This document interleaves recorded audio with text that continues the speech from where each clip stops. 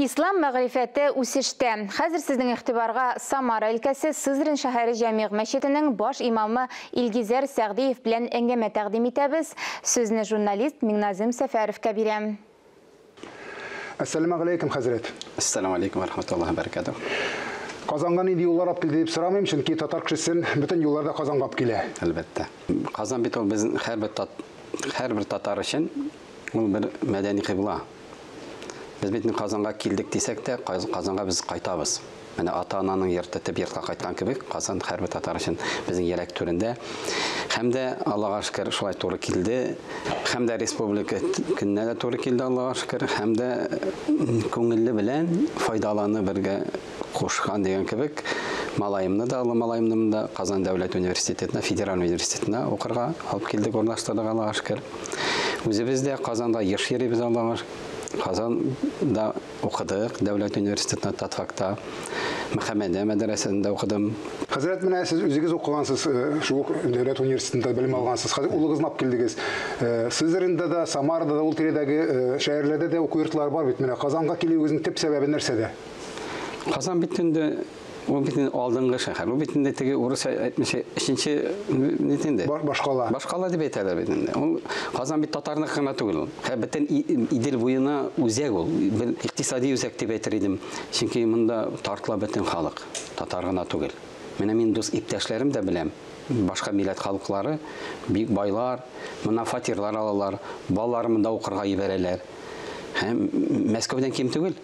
Мәскәүгә баручылар Казанга килүчеләр күбрәк, хәтта укырга. Үзегез Сызранда ни хәлләрдә яшәп ятасыз? Яңа мәчет җиткергәнсез дип ишеткән идек. Җиткереп бетмәдек инде, әлбәттә. Җиткереп ятабыз инде. Ул Сызранда 16 мең мөселман, аның бер 10 меңгә якыны татар. Аллаһка шөкер, 4 мәхәллә. Хәзер зур җәмигъ мәчет салып киләбез. Аллаһка шөкер. Аның түбәсен гөмбәзен каплау эшләре бара. Аллаһка шөкер. Татарстаныбыздан да тагын искә аласым килә, Татарстаныбызга рәхмәт. Татарстанда ярдәм итте, зур күләмдә. Шуңа күрә Аллаһка шөкер Татарстан читтә торган татарларны да игътибарсыз калдырмый. Дип булсам башка ярдәмдә булса Татарстан Сабантуйларга Татарстаннан Чүпрәле районыннан килеп оештыралар, зур ярдәм итәләр. Сабантуйларның дәрәҗәләрен бик зур күтәрделәр. Башка милләт халкында без инде үзебезнең хәмдә башка чөнки шундый бик дәрәҗәле рәвештә Сабантуйлар үтә. Хәзрәт, дингә килү һәркемнең үз юлы бар дингә килүдә. Менә сез нинди юлдан килдегез, нинди сукмактан килдегез дингә? Сез бит белүемчә сезнең һөнәрегез дөньяви һөнәр, филолог. Мин баштан бит хезмәткә армиягында хезмәткә хәтле бухгалтер, хисапчы белем алдым техникумда. Армиядан кайткач, аңлан бер хикмәте белән Галха хәзрәт Саматовның ул вакытта китаплары юк иде. Хәзер Аллаһка шөкер, китап тулы, дини китап, сайлау, рәхмәт. Бу 90нчы ел. 90нчы ел искән вакытта бер кичкенә генә китапчы кул белән язган, гарәп хәрефне өйрәтә торган шул китаптан алып өйрәнергә тотындым. Шуннан үземне исем яздым, кызык сүз язып өйрәнергә тотындым да, әлхәмдүлилләh. Бабайлар күрделәр дә ул бабайлар, әйдә егет мәдрәсәгә, Уфага. Менә шул Уфага мәдрәсәгә юл тоттык 90нчы елда. Анда ел ярым укыдык, әлхәмдүлилләh. Аннан Төркиядә ел ярым. Монда Казан дәүләт университетына инде 95нче елда минем Самарда Равил абзый Яһудин мәрхүм урны мактап булсын. Аны күп халык таный, беләләр аны. Безнең якта ул минем да тәкъдим итте. Монда укырга барырга килеп, менә Татар дәүләт университетында Татфакта укыдым. Соңыннан менә 14нче, 16нчы елларда Мөхәммәдиядә укып чыктык, Аллаһка шөкер. Хәзер Россия Ислам университетында инде кабатландык инде дә менә шул. Шулай дин юлына үзеннән үзе бирде. Чөнки минем бит авылым Гали авылы. Данлык Гали авылы. Безнең авылда сугыш чорларында да, сугыш вакытында да 5 намазга азан тукталмады. Бездә мәчетләр сакланган авыл, динле авыл. Шуңа без үзеннән үзе инде ул мәхит. Күңелдә утырган хис була инде. Алхамдулиллах.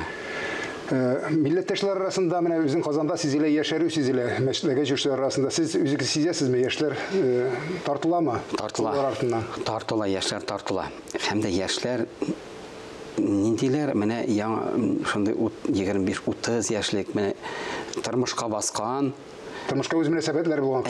Әзгәр акылга утырган, тормышка баскан кешеләр һәм дә мәчеткә килә башлады. Безнең татар халкын әйтәм инде. Орта Азия халкы яшьләре дә ниләр дә алар башкачарак, әлбәттә, алар күп йөриләр. Әлхәмдә, менә безнең шәһәрдә, безнең мәхәлләдә, мен Җәмигъ мәчетендә 120 кеше җыелса, аның 40-45% татарлар тәшкил итә инде. Мин вәгазьләрне барсын татарча сөйлим, бер 10-15 минут, аннан урысчага тәрҗемә кылам. Барсы да канәгать. Татары да, татарча аңламаган да, әлхәмдә. Ләкин татарчаны югалтмыйбыз мәчеттә. Читтә торсак, урыс шәһәрләрендә торсак та, татарчадагы, татарча алып барабыз, татарча вәгазьләрне, эшләребезне татарча. Чөнки татарлар, кай карасагыз да татарлар оештыра, мәхәллә. Татарлар бөтен авырлыкны күтәрә, татарлар мәчетләр салалар. Әлбәттә, башка халыклар белән бергә булса да, һәм җитәклеләр татарлар. Чөнки татарлар кай булсак та, без үзебезне шул нитәргә тиеш.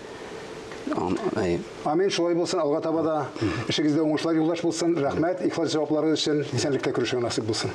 Ассаламу алейкум.